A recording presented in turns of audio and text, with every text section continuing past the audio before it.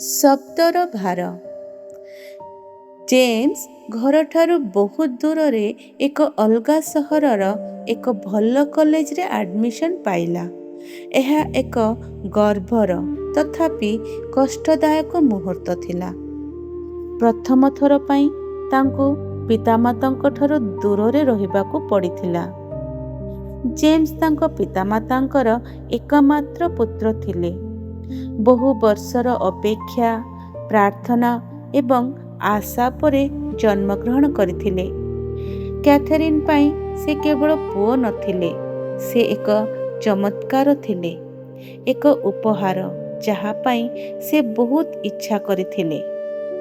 କଲେଜରେ ଜୀବନ ଏକା ସାଙ୍ଗରେ ରୋମାଞ୍ଚକର ଏବଂ ଚାପଗ୍ରସ୍ତ ଲାଗୁଥିଲା। ନୂତନ ବନ୍ଧୁ, ସ୍ୱାଧୀନତା, ବୁଲିବା ଏବଂ ବିଭ୍ରାଟ, ବିଶେଷ କରି ସାମାଜିକ ଗୋଷ୍ଠୀରେ ଖାପ ଖୁଆଇବାକୁ ଚେଷ୍ଟା କରିବା, ଧୀରେ ଧୀରେ ତାଙ୍କ ଧ୍ୟାନ ପ୍ରକୃତରେ ଗୁରୁତ୍ୱପୂର୍ଣ୍ଣ ଜିନିଷଗୁଡ଼ିକରୁ ଦୂରେଇ ନେଲା। ଏସବୁ ମଧ୍ୟରେ କ୍ୟାଥେରିନ୍ ତାଙ୍କୁ ପ୍ରତିଦିନ ଫୋନ୍ କରୁଥିଲେ।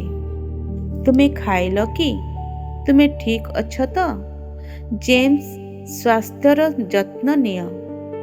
ଦିନେ ସନ୍ଧ୍ୟାରେ ଏକ ଦୀର୍ଘ ଏବଂ ବିଭ୍ରାନ୍ତକାରୀ ଦିନ ପରେ ଜେମ୍ସ ବିରକ୍ତ ଅନୁଭବ କରୁଥିଲେ। ତାଙ୍କ ଫୋନ୍ ପୁଣି ବାଜିଲା।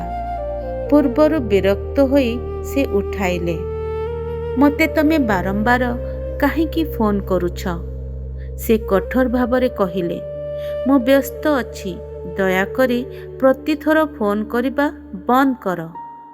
ସେଠାରେ ନୀରବତା ଥିଲା। କ୍ୟାଥେରିନ୍ ଧୀରେ ଧୀରେ ଉତ୍ତର ଦେଲେ, ମୁଁ କେବଳ ବ୍ୟସ୍ତ ଥିଲି। ମୁଁ ତୁମର ସ୍ୱର ଶୁଣିବାକୁ ଚାହୁଁଥିଲି। କିନ୍ତୁ ଜେମ୍ସ ତଥାପି ହତାଶ ହୋଇ କଲ୍ କାଟିଦେଲେ। ସେହି ରାତିରେ କୋଳାହଳ, ସାଙ୍ଗମାନେ ଏବଂ ବିଭ୍ରାଟରେ ଘେରି ରହି ମଧ୍ୟ କିଛି ଖାଲି ଖାଲି ଲାଗୁଥିଲା।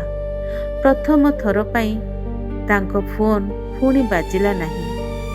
ପରଦିନ କୌଣସି କଲ୍ ନାହିଁ। ତା ପରଦିନ ତଥାପି କିଛି ନାହିଁ।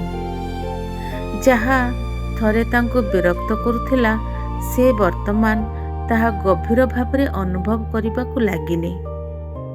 ଦିନେ ସନ୍ଧ୍ୟାରେ ଏକାକୀ ବସି ସେ ଫୋନ୍ର ପୁରୁଣା ମେସେଜଗୁଡ଼ିକ ସ୍କ୍ରୋଲ୍ କଲେ। ଖାଇଲ କି? ନିଜର ଯତ୍ନ ନିଅ ମୋର ପୁଅ। ମୁଁ ତୁମ ପାଇଁ ପ୍ରତିଦିନ ପ୍ରାର୍ଥନା କରୁଛି। ତାଙ୍କ ହୃଦୟ ଭାରୀ ହୋଇଗଲା। ତାଙ୍କର ମନେ ପଡ଼ିଲା, ଶାନ୍ତିଦାୟକ ଜୀବ ହେଉଛି ଜୀବନର ବୃକ୍ଷ, କିନ୍ତୁ ଏକ ବିକୃତ ଜୀବ ଆତ୍ମାକୁ ନଷ୍ଟ କରିଦିଏ। ସେ ଅନୁଭବ କଲେ, ତାଙ୍କର ଅବହେଳା ଓ କ୍ରୋଧିତ ଶବ୍ଦ ହୁଏତ ସେହି ବ୍ୟକ୍ତିଙ୍କୁ ଆଘାତ ଦେଇଥାଇପାରେ, ଯିଏ କେବଳ ତାଙ୍କୁ ପାଇବା ପାଇଁ ବର୍ଷ ବର୍ଷ ଧରି ଅପେକ୍ଷା କରିଥିଲେ, ଯିଏ ତାଙ୍କୁ ସବୁ କିଛିଠାରୁ ଅଧିକ ଭଲ ପାଉଥିଲେ। ତାଙ୍କ ଆଖି ଲୁହରେ ଭରିଗଲା। ବିଳମ୍ବ ନ କରି ସେ ତାଙ୍କୁ ଫୋନ୍ କଲେ। ସେ ତୁରନ୍ତ ଫୋନ୍ ଉଠାଇ, ମା, ସେ ଧୀରେ ଧୀରେ କହିଲେ, ମୋତେ କ୍ଷମା କରିଦିଅ।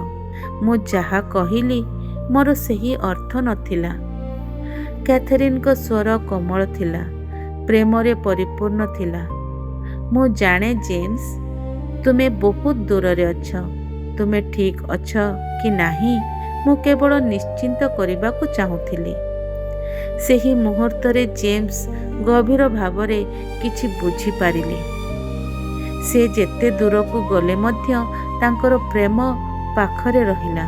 ସେହି ଦିନଠାରୁ ସେ କେବଳ ନିଜ କ୍ରୋଧକୁ କମାଇବାକୁ ଚେଷ୍ଟା କଲେ ନାହିଁ, ସେ ଯତ୍ନର ସହ କଥାବାର୍ତ୍ତା କରିବା ଶିଖିଲେ, ବିଶେଷ କରି ସେହି ବ୍ୟକ୍ତିଙ୍କ ସହିତ ଯିଏ ତାଙ୍କୁ ସବୁଠାରୁ ଅଧିକ ମୂଲ୍ୟବାନ ମନେ କରୁଥିଲେ। ଶିକ୍ଷା।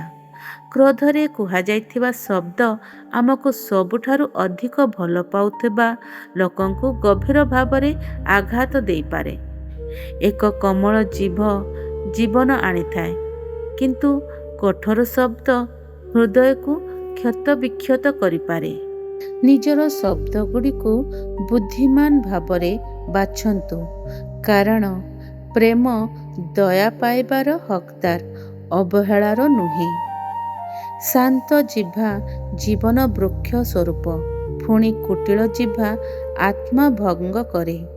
ହିତୋପଦେଶ 15 ଅଧ୍ୟାୟ 4 ପଦ।